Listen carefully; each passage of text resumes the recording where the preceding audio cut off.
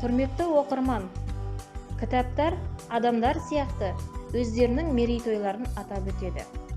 Осы уақытқа дейін оқыған көптеген кітаптар бірнеше жүз жыл бұрын жазылған. Дегенмен, олар әлі күнге дейін кітапханаларда сұранысқа ие. Сіздердің назарларыңызға 2021 жылғы мерейтойлық кітаптарын ұсынамыз.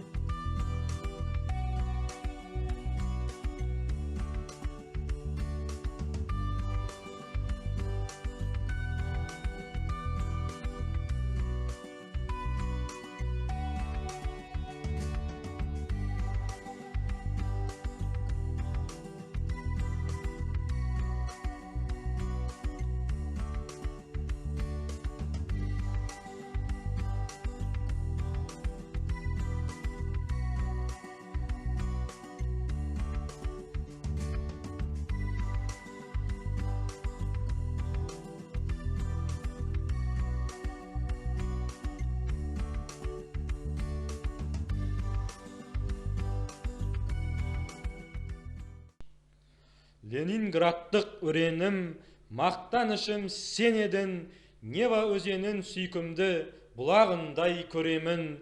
Көпіріне қарасам, көмкерген су көлемін, өркеш-өркеш жарасқан шоқылардай дередім. Сапырылған көк теңіз шомылдырып кемерін, шамы күндей жайнаған, аспанға үйлер бойлаған, арқа тұтып алыста айбыным деп ойлағам.